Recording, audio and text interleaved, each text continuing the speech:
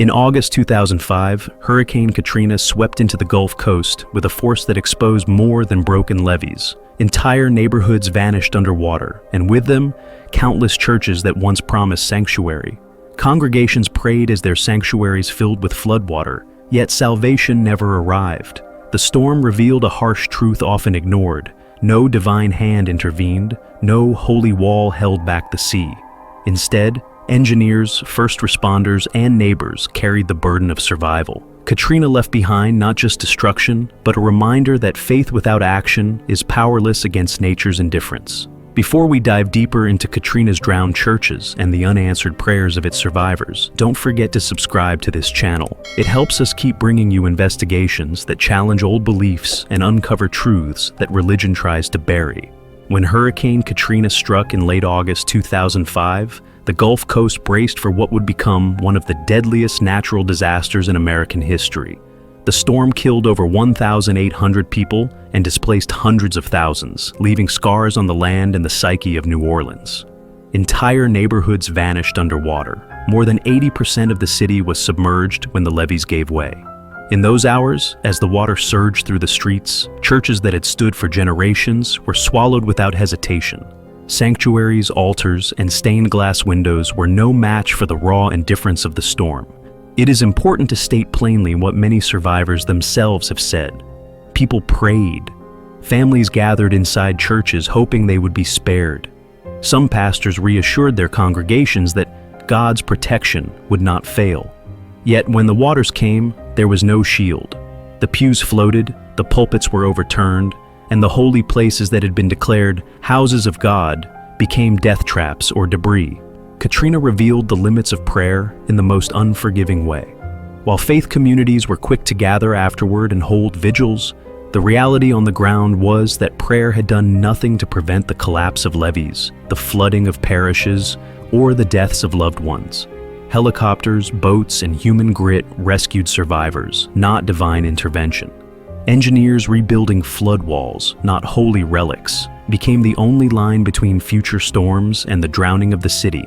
This hard truth spread quickly among those who had once clung to religion for security. The event shook confidence in the idea of divine protection.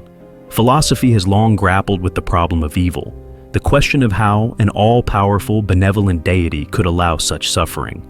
Katrina brought that abstract problem into harsh clarity. Children drowned in attics as they prayed, mothers wailed in flooded streets, and entire families vanished under the weight of water. If God's hand guided the world, why did he not divert the storm?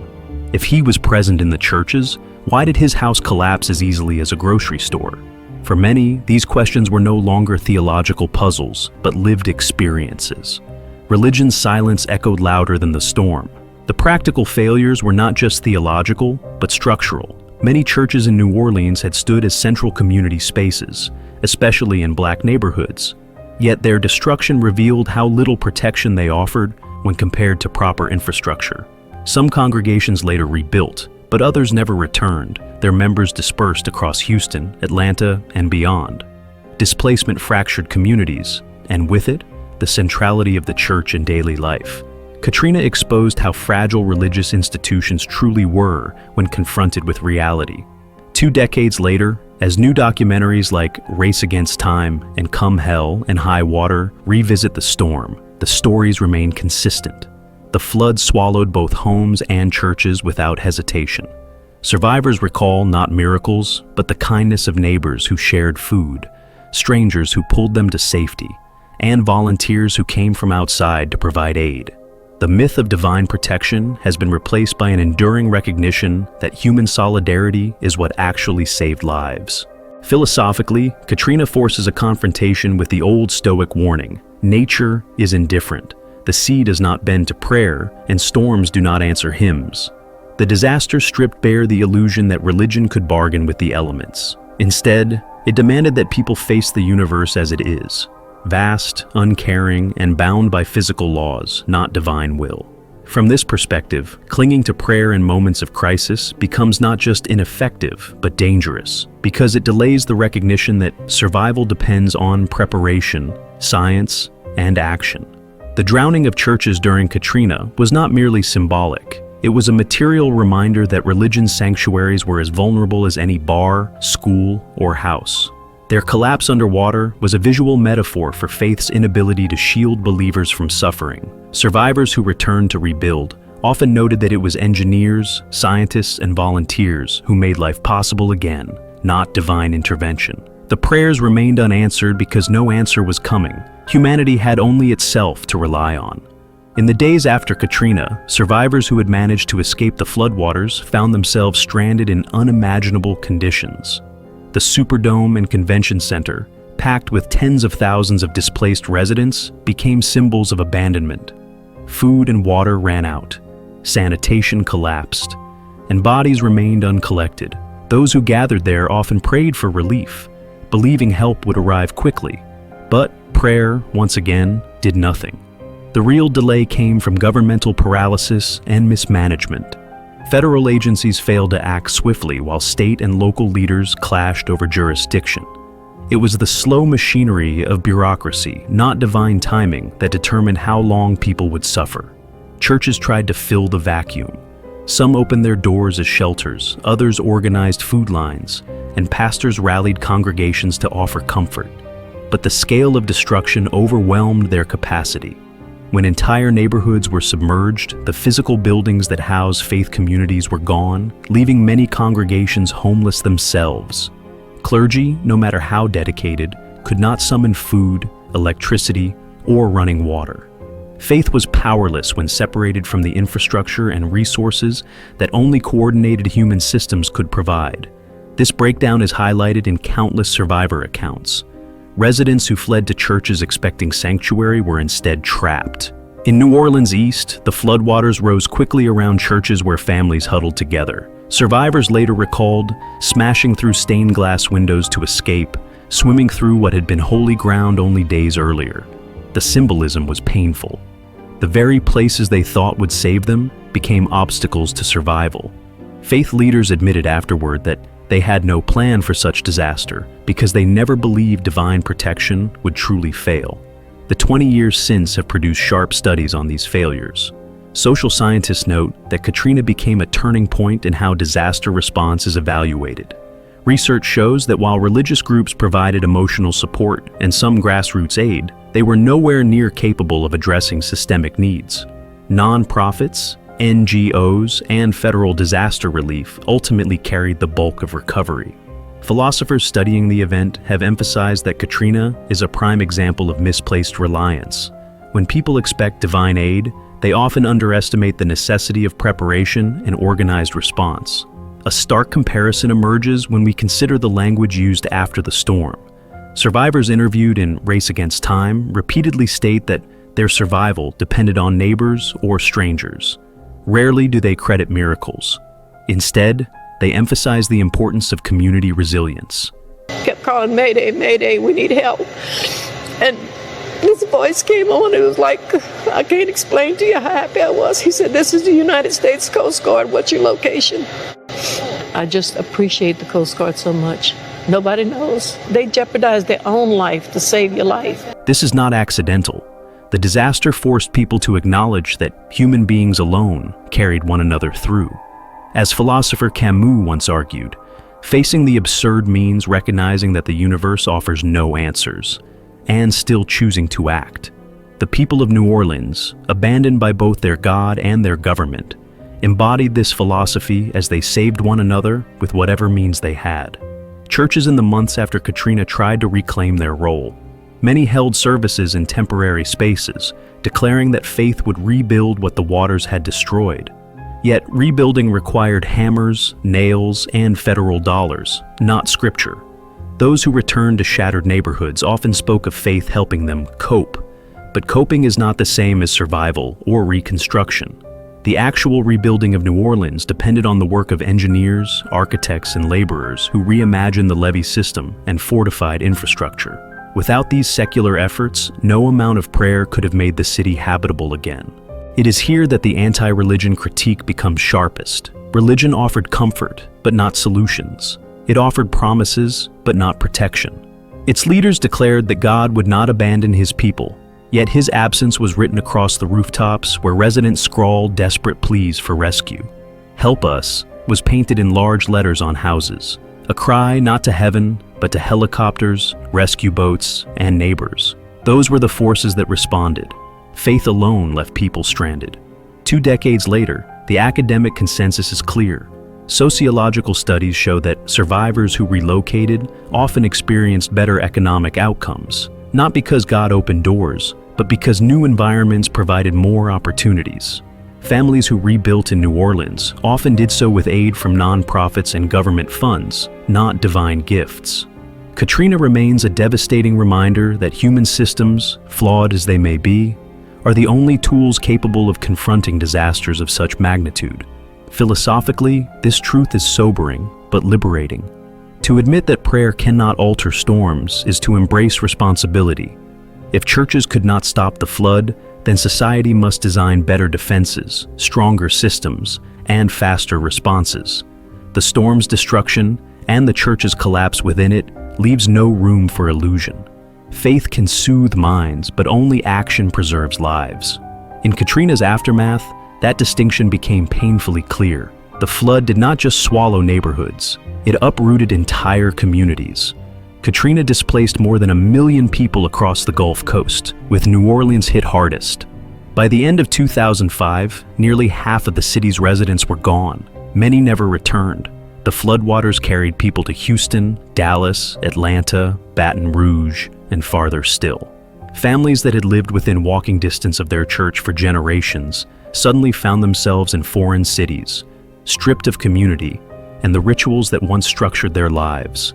For the churches themselves, this displacement was catastrophic. Congregations collapsed, not because people lost faith in God alone, but because they were no longer physically together. This demographic upheaval is well documented. Studies show that by 2006, about 1/3 of New Orleans residents had not come back. The city's black population, which formed the backbone of many congregations, was disproportionately displaced. Research highlighted in the Axios Katrina retrospective shows how Chicago, Los Angeles, and Houston absorbed waves of migrants. Yet displacement often meant severing ties to the local church that had defined daily existence. For pastors, the scattering of their flocks left them powerless. A church is not merely a building, but a community. When the community fragments, so does its influence. The collapse of these religious structures also exposed a philosophical truth. Churches thrive on continuity. Weekly attendance, shared rituals, and collective memory create the illusion of permanence. Katrina shattered that permanence overnight. Communities that believed their church to be the anchor of life saw it disappear beneath water, and their members scattered hundreds of miles away. Religion relies on ritual repetition, but displacement interrupts ritual. Once the rhythm breaks, the binding power of faith weakens. Many displaced families who settled permanently in new cities did not return to their old churches, or sometimes any church at all. Katrina accelerated the broader national trend of religious decline by forcing people into new environments where faith was not central. The latest research supports this narrative. Economist Tatiana Deruyugina's studies on long-term outcomes for Katrina survivors show that many who relocated ended up with higher incomes and even lower mortality rates than if they had stayed. For some, displacement opened new opportunities. Yet these benefits were secular in nature. They emerged from economic shifts, access to better healthcare, and integration into stronger labor markets, not divine reward. The church could not follow them into new lives, and often it did not. Faith had been an anchor, but in new cities, many survivors discovered that they could rebuild without it. Documentaries released in 2025 echo these themes. Survivors interviewed in Come Hell and High Water recount the trauma of losing both home and congregation. Some speak of churches that never reopened, their buildings gutted and abandoned, leaving only memories. Others describe trying to rebuild spiritual communities in exile, but finding the effort hollow without the neighborhood that once gave them life. One survivor put it starkly, "My church drowned with my house. I had to start over without either one." Philosophically, this reveals the fragility of faith when tied to geography. Religion often claims universality, but in practice, it depends on local roots. A church is holy not because of abstract doctrine, but because it stands where people gather, where families baptize children, where funerals mark the end of lives. When that ground is lost, so is the sacredness. Katrina drowned more than buildings. It drowned the context that gave religion its weight. In the years since, New Orleans has rebuilt some of its churches, but many congregations never reassembled. A fractured flock cannot be regathered once scattered across states. For those who returned, the faces in the pews were fewer, the voices quieter. Some pastors admitted that their ministries never recovered. The storm's waters did not only destroy physical structures, but eroded the cultural centrality of the church. This erosion matters. For centuries, Black churches in New Orleans had been pillars of resistance, culture, and solidarity. Katrina tore through that role. The loss of community space weakened collective identity, and, by extension, weakened the authority of religion in daily life. What survived was not divine glory, but human resilience expressed in secular forms. Mutual aid groups, neighborhood associations, and nonprofits that replaced many functions once held by the church.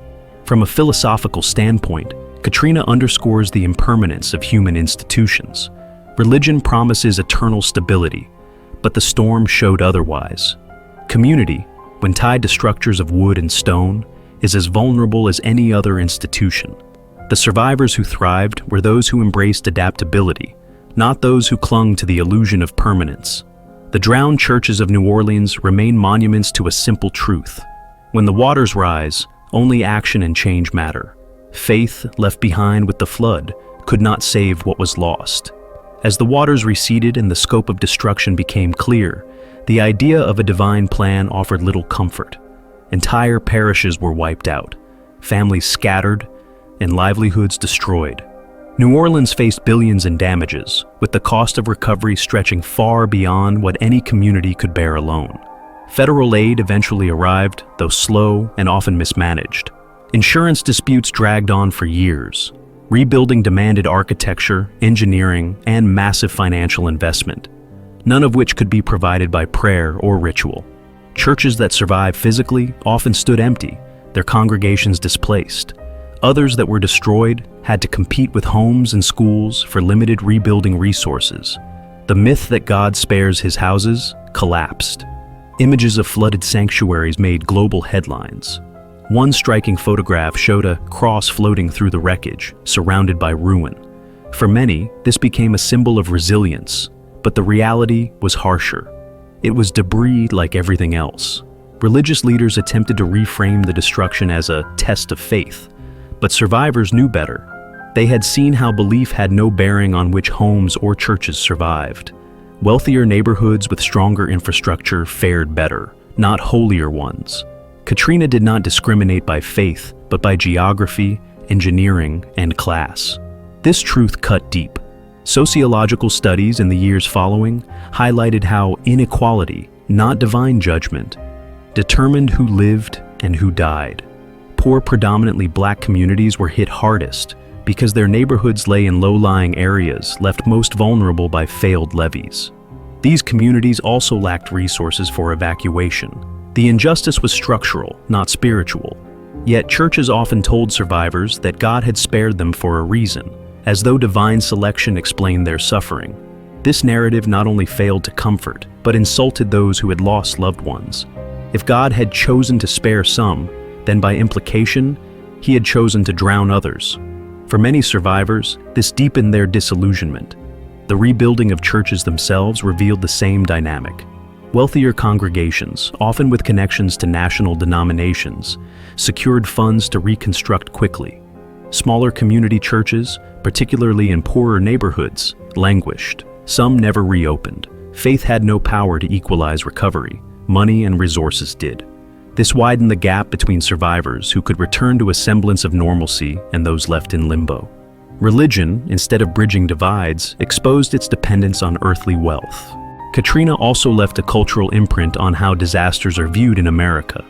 The storm shattered the illusion that religion could provide adequate protection or recovery. Instead, it highlighted the necessity of secular preparation. Flood maps, evacuation plans, and investments in levee systems matter more than sermons. This shift is visible in the city's priorities 2 decades later. Billions have been poured into levee reconstruction, drainage improvements, and wetland restoration. Churches may hold services commemorating the storm, but the real bulwark against the next disaster lies in engineering, not in prayer. There is a philosophical liberation in this recognition. To see that nature operates by impersonal laws forces humanity to confront its own responsibility. Storms will come. The waters will rise again. Religion can neither stop them nor rebuild afterward. Accepting this truth places survival squarely in human hands, where it belongs. The drowned churches of Katrina are monuments to this reality. Their destruction testifies that faith is not enough, and their absence challenges society to build structures of resilience grounded in science and solidarity. 2 decades after Katrina, the city of New Orleans still bears scars. Levees stand taller, neighborhoods are rebuilt, and populations have shifted. But the memory of 2005 remains a wound. The documentaries released in 2025 mark the anniversary with testimonies from survivors who remind us that the storm was not simply a natural disaster, but a human and institutional failure. And central to that failure was the illusion that prayer could substitute for preparation, that churches could serve as fortresses against rising seas. The storm drowned those illusions alongside the pews and pulpits. The philosophical question Katrina forces is ancient yet urgent. What is the value of religion when it cannot shield us from the world? If churches sink like houses, if prayers fade unheard while waters climb, then religion's power lies not in protection, but in narrative. Faith can comfort minds, but it cannot hold back tides. To admit this is to strip religion of its pretense and face the truth that survival depends on human systems alone. It is an uncomfortable realization for many, but the flood left little room for denial. The survivors' voices across new research and documentaries are remarkably consistent. They describe relying on neighbors, volunteers, and strangers. They recount the failures of government, the chaos of the Superdome, the agony of displacement.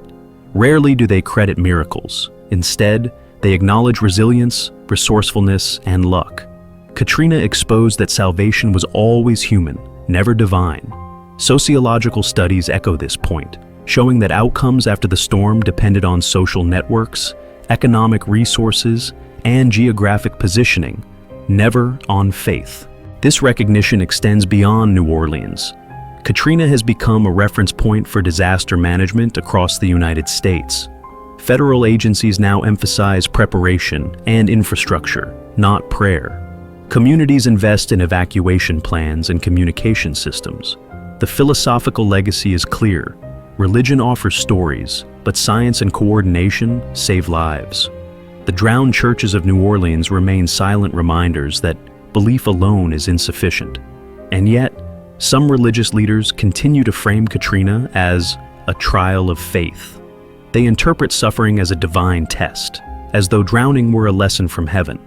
Such narratives persist because they comfort, even when they deceive. But for many survivors, this rhetoric rings hollow. When asked about faith, some admit they lost it in those flooded days. Others say they turned instead to the solidarity of human community, finding greater strength in shared struggle than in unanswered prayers. This shift reflects a broader trend: declining religious affiliation across the nation, accelerated by moments where faith fails under pressure. The philosophical insight Katrina leaves us with is sobering but empowering. The universe is indifferent. Storms will rise whether we sing hymns or not. But indifference is not cruelty. It is a canvas for human responsibility. We cannot appeal to the heavens for mercy, but we can build levees, design early warning systems, and support one another in times of crisis. The storm stripped away illusions so that this truth could be seen clearly. In that sense, Katrina was both a tragedy and a teacher. The churches that drowned are not just ruins of wood and stone. They are monuments to the collapse of a promise that faith could save when nothing else could. Their silence speaks louder than any sermon. For those willing to listen, the message is undeniable. Faith may ease minds, but it is powerless against rising seas. Only humanity, armed with knowledge, solidarity, and courage, can resist the floods to come. We saw how Hurricane Katrina drowned not only a city, but the illusions of protection that faith once promised. Nature's indifference left no room for divine rescue, only human resilience. If you want to keep questioning the stories religion tells and uncovering the truths history hides, make sure to subscribe to Reason Over Rituals, leave a like, and check out more from this channel.